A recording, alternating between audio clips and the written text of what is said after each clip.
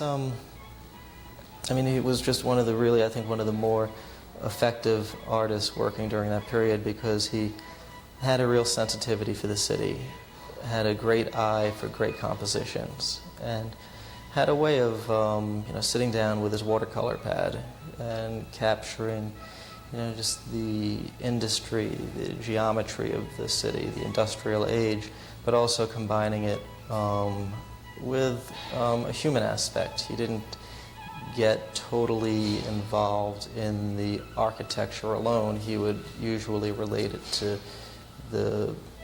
life in the city. And there's just a very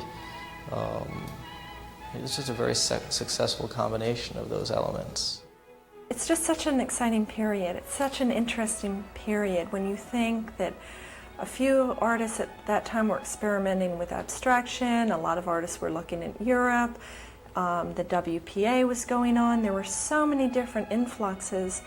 And here was an artist, Max Cohn, who kept going, plugging away, and making his very own art. I would say that Max Arthur Cohn is fits into a number of categories which are important within the period.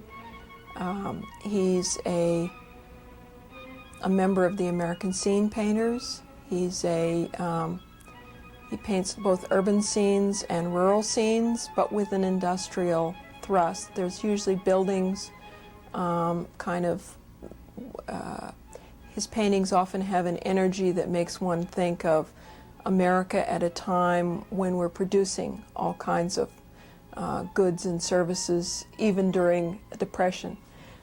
They have a beautiful palette which is subtle and very much in keeping with the palette of other artists of the 30s and 40s, but a little juicier and with beautiful lighting. I would say Max is essentially a precisionist. I think his work, like many artists of the period, he's capable of doing both prints and paintings at the same time and with equal facility. Clearly, he'll always be known as a creator of the first artistic silkscreen print, and I think those are all major achievements. Max Arthur Cohn was born on February 3, 1903 in London, and in 1905 his family immigrated to America. The Cohns settled in Cleveland, and by high school the family moved to Kingston, New York. Max was aware of the nearby art colony in Woodstock, and by 1920 he landed his first job in an art studio that included silkscreen printing. Max Cohn worked in the 20s for a commercial art gallery where he was making posters and all sorts of commercial advertising products. From that, on the side, he made his own silk screens as an artist. He was drawn to the medium because of the color and the possibilities with multiple prints.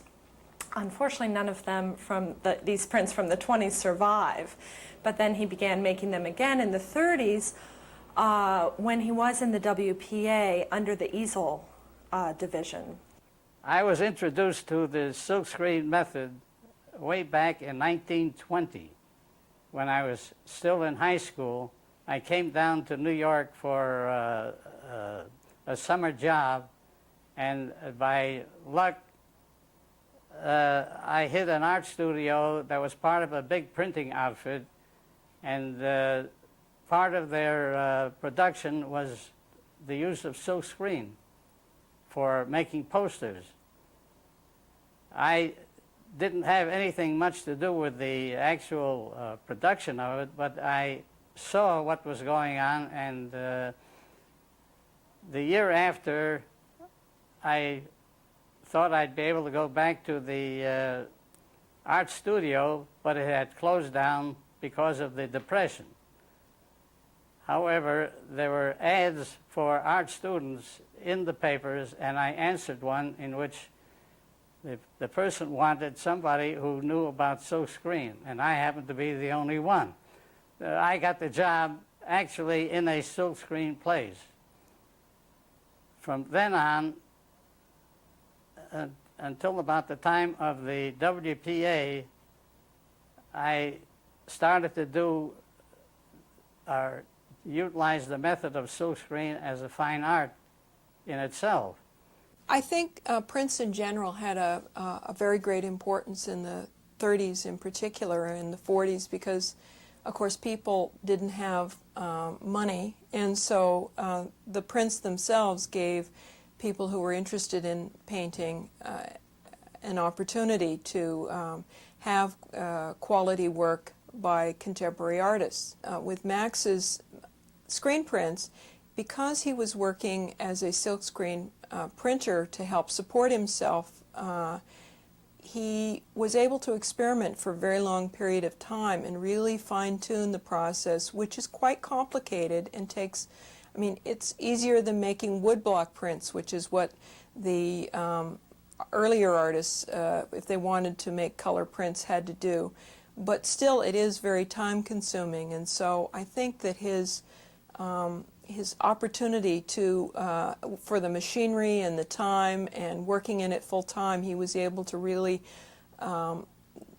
fine-tune the process and perhaps create more beautiful, technically more beautiful prints than many other artists who also were attracted to the medium. By 1922, Max studied at the Art Students League with Boardman Robinson, who was considered a great draftsman. A year later, Max entered John Sloane's class, along with fellow students Alexander Calder, Adolf Gottlieb, Otto Saglo, and John Graham. As a teacher, he kept you up to the best of your abilities, and he had special sessions where the students brought in their work and he gave criticisms. Now those criticisms were so well thought of that other artists paid to get in. They brought their work there just to have him do the criticism. And every once in a while we had outings, and there was a great deal of conviviality amongst the students, almost as if it was a small, closed society. He was a great influence also on my work. He came from the, what they call the 8, the Ashcan school. My work took after what they had started. But I branched out. I was doing a lot of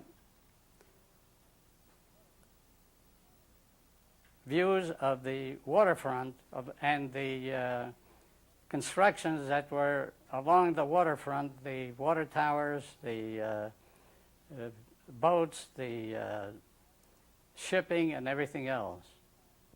I began to be influenced by the use of color by Picasso and Matisse, so that the painting itself began to liven up, and the emphasis was on the structure itself, the basic design, which was very predominant and very forceful. About 1927, I figured I had to broaden my basic knowledge of painting and artists, and I decided it was time to take a year off to go to Paris